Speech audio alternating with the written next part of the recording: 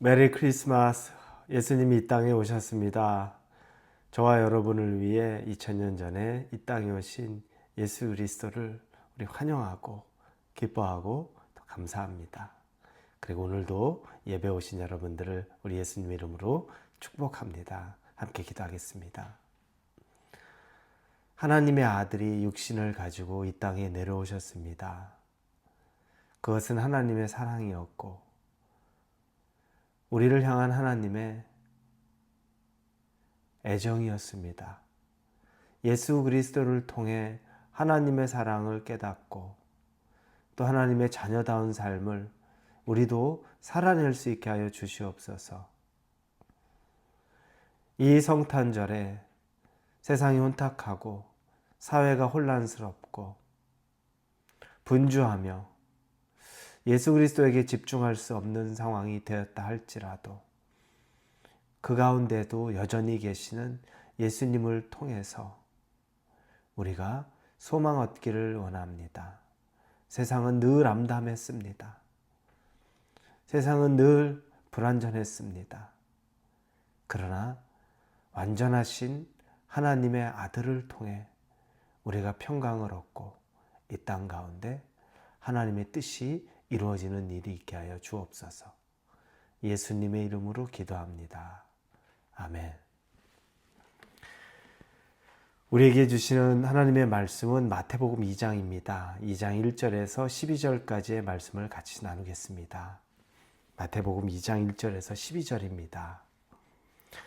헤롯 왕 때 예수께서 유대 베들레헴에서 나시매 동방으로부터 박사들이 예루살렘에 이르러 말하되 유대인의 왕으로 나신 이가 어디 계시냐? 우리가 동방에서 그의 별을 보고 그에게 경배하러 왔노라 하니 헤롯 왕과 온 예루살렘이 듣고 소동한지라. 왕이 모든 대제사장들과 백성의 서기관들을 모아 그리스도가 어디서 나겠느냐 물으니 이르되 유대 베들레헴이오니 이는 선지자로 이렇게 기록된 바. 또 유대 땅 베들레헴아 너는 유대 고을 중에서 가장 작지 아니하도다. 내게 한 다스린 자가 나와서 내 백성 이스라엘의 목자가 되리라 하였음이니라. 이에 헤롯이 가만히 박사들을 불러 별이 나타난 때를 자세히 묻고 베들레헴으로 보내며 이르되 가서 아기에 대하여 자세히 알아보고 찾거든 내게 고하여 나도 가서 그에게 경배하게 하라. 박사들이 왕의 말을 듣고 갈새 동방에서 보던 그 별이 문득 앞서 인도하여 가다가 아기 있는 곳 위에 머물러 서 있는지라. 그들이 별을 보고 매우 크게 기뻐하고 기뻐하더라.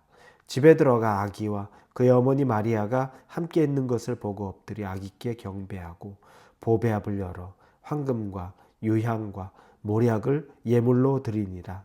그들은 꿈에 헤롯에게로 돌아가지 말라 지시하심을 받아 다른 길로 고국에 돌아가니라. 2000년 전에 오늘 예수님은 이 땅에 육신을 가지고서 오셨습니다. 예수님이 육신을 가지고 왔다는 것은 인간의 연약함을 위하여 당신 스스로가 인간의 몸을 가지셔서 그 일로 인하여 죽으시고 다시 살아나심으로 우리 인간의 모든 허물을 사하여 주시겠다는 하나님의 큰 계획에 예수 그리스도가 동참하신 것입니다. 성경에서는 우리가 예수 그리스도를 본받기를 원합니다. 빌립보서 2장 5절에서 8절에 보면 이렇게 쓰여 있습니다. 너희 안에 이 마음을 품으라. 곧 그리스도 예수의 마음이니 그는 근본 하나님의 본체시나 하나님과 동등됨을 취할 것으로 여기지 아니하시고 오히려 자기를 비워 종의 형체를 가지사 사람들과 같이 되셨고 사람의 모양으로 나타나사 자기를 낮추시고 죽기까지 복종하셨으니 곧 십자가에 죽으심이라. 하나님의 아들이면서 이 땅에 내려오셨던 그 예수 그리스도는 겸손의 왕이었습니다. 겸손의 왕이라고 해서 우리가 착각해서는 안 됩니다. 겸손의 예수님이 무능한 예수님이 아닙니다. 사실 복음서에 보면 예수님에 대한 설명이 그분의 어떤 인간적인 능력, 달란트 이런 것들은 소개된 것이 없습니다. 목수로서의 대단한 능력이 있다든지 그분의 성격에 엄청난 인간적인 탤런트가 있다든지 이런 부분에서 언급된 것이 아니라 그분은 직업도 갖고 육신도 가졌으나 그분의 핵심적인 내용은 인간적인 탤런트나 직업적인 능력이 아니라 하나님의 아들로서의 삶, 하나님의 임재가 있는 하나님의 아들의 삶을 어떻게 살았는지에만 관심을 갖습니다. 겸손의 왕이신 예수 그리스도는 이 땅에 가장 낮은 곳에 겸손하게 오셨지만 그분의 능력, 하나님 아들다움, 하나님다움은 절대 겸손하지 않습니다.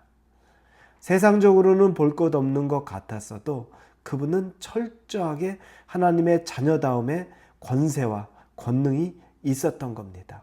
그러니 우리가 그것을 혼동하면 안 됩니다.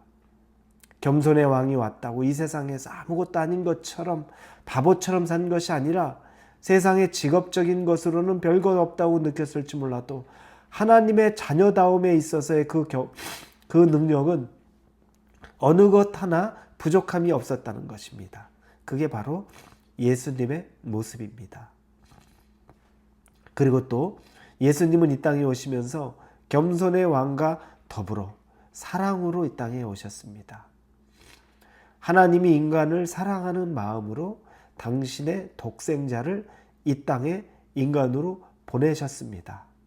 즉 예수님의 이 땅에 오심은 하나님의 사랑의 표현입니다. 한 작가가 쓴 글에 이런 내용이 있습니다.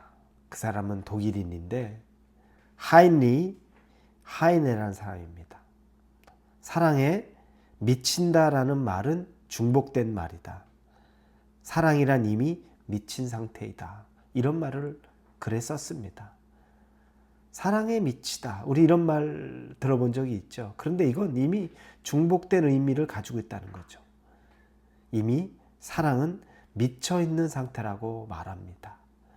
하나님이 우리를 사랑하셔서 예수 그리스도를 이 땅에 보내주신 것은 그분이 극단적으로 우리에 대해서 미쳐 있는 상태, 우리에 대해서 아주 가장 고조되어 있는 그 마음을 그대로 표현한 겁니다. 하나님이 사랑이시고 그리고 그 사랑의 하나님이 우리를 사랑하시는 극단적인 표현이 예수 그리스도를 이 땅에 보내신 거라는 겁니다. 이걸로 그분이 우리를 사랑한다는 것은 모두 다 설명이 된 겁니다. 하나님은 우리에게 얼마나 미쳐 있는 분인지를 우리가 보게 되는 겁니다. 여러분, 그러면서 그리스도의 사랑을 받았던 사람들, 우리 믿음의 조상들이 어땠습니까? 그리스도의 사랑을 받은 후에 그분들도 여전히 미쳐 있었습니다. 그래서 받은 사랑 그것 그대로 이 세상 가운데 하나님 나라를 위하여 자기를 희생하고 자기를 드리면서도 어느 것 하나 자기 자신에 대해 귀하게 여기지 않는 것을 당연하게 여기며 기뻐하고 감사함으로 순교하고 인생을 바쳤던 것을 봅니다. 하나님의 미쳐 있었던 것 같은 그 사랑을 경험하니 우리들도 우리의 조상들도 여전히 그런 삶을 살아내고 있었던 겁니다. 이 성탄이 암울합니다. 정치 상황으로, 경제 상황으로 보니까 암울합니다. 그러나 이 성탄은 예수 그리스도에 오신 기쁜 소식이 있는 날입니다. 우리의 마음이 힘들고 어렵지만 그러나 예수님 안에서 다시 여러분 소망을 얻고 그분이 이 땅을 사랑하신 것처럼 그리고 여전히 이 땅에 소망을 희망을 갖고 계신 것처럼 여러분 안에 예수 그리스도의 소망과 희망이 넘쳐나서 이 땅에 소금과 빛으로 여러분이 예수 그리스도의 사랑을 다시 재생산할 수 있는 그 한 사람이 될 수 있기를 예수님의 이름으로 축원합니다.